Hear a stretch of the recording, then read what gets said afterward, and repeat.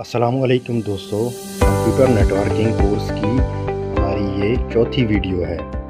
पिछली वीडियो में हमने देखा कि टेलीफोन ने कम्युनिकेशन को बहुत आसान बना दिया था, लेकिन जैसे जैसे टेलीफोन्स की तादाद बढ़ती गई एक नया प्रॉब्लम सामने आया। अगर सिर्फ दो टेलीफोन्स हों तो दोनों को एक वायर से कनेक्ट करना ईजी है, लेकिन सोचिए अगर एक सिटी में हज़ारों टेलीफोन्स हों तो क्या हर टेलीफोन को हर दूसरे टेलीफोन के साथ डायरेक्ट वायर कर सकते हैं? नहीं। इस तरह वायर्स का एक बहुत बड़ा और कॉम्प्लिकेटेड नेटवर्क बन जाएगा, और इस प्रॉब्लम का सलूशन था टेलीफोन एक्सचेंज। टेलीफोन एक्सचेंज एक सेंट्रल पॉइंट था जहां बहुत सारे टेलीफोन्स कनेक्शंस आते थे। अब हर टेलीफोन को हर दूसरे टेलीफोन से डायरेक्ट कनेक्ट करने के बजाय हर टेलीफोन को एक्सचेंज से कनेक्ट किया जाता था। अब मान लो टेलीफोन ए वाले को टेलीफोन बी वाले से बात करनी है।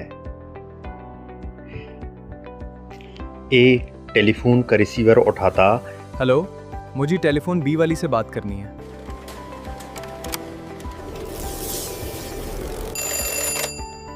कैसे हैं जनाब? और एक्सचेंज को सिग्नल देता कि मुझे कनेक्शन चाहिए। पुराने ज़माने में यहाँ एक ह्यूमन ऑपरेटर काम करता था। ऑपरेटर ए से पूछता किस नंबर से बात करनी है। ए अगर कहता बी से कनेक्ट कर दें तो ऑपरेटर एक्सचेंज बोर्ड पर ए और बी की करस्पॉन्डिंग वायर लाइंस को आइडेंटिफाई करता, फिर एक प्लग और सॉकेट सिस्टम के ज़रिए दोनों कनेक्शंस को आपस में कनेक्ट कर देता। यानी ऑपरेटर का बेसिक काम था ए को बी से कनेक्ट करना। कनेक्शन एस्टेब्लिश हो गया। अब ए और बी बात कर सकते थे।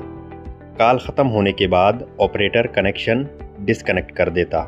इस प्रोसेस को कहा जाता था मैनुअल स्विचिंग। मैनुअल इसलिए क्योंकि स्विचिंग का काम मशीन ऑटोमेटिकली नहीं करती थी।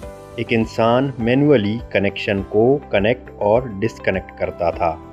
लेकिन अब एक और प्रॉब्लम थी। जब टेलीफोन यूज़र्स की तादाद बहुत ज़्यादा हो गई तो ऑपरेटर्स की भी बहुत ज़्यादा ज़रूरत पड़ने लगी।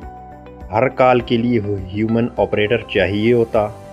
सोचिए अगर एक सिटी में हज़ारों लोग एक ही वक्त में कॉल्स कर रहे हों तो कितने ऑपरेटर्स चाहिए होंगे।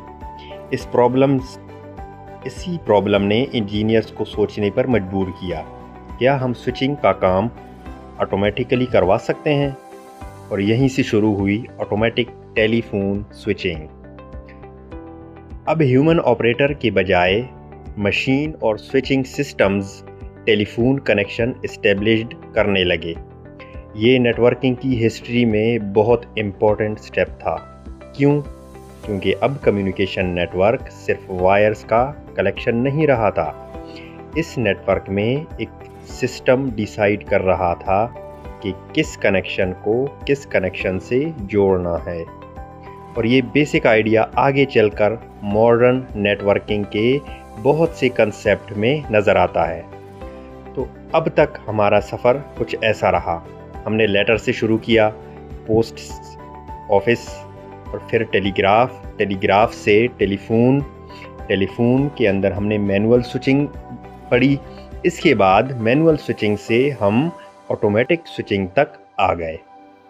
लेकिन अब सवाल ये है कि टेलीफोन नेटवर्क में ये स्विचिंग मशीन्स एग्जैक्टली कैसे काम करती थीं, और एक टेलीफोन नंबर डायल करने पर एक्सचेंज को कैसे पता चलता था कि किस लाइन को कनेक्ट करना है। ये हम अगली वीडियो में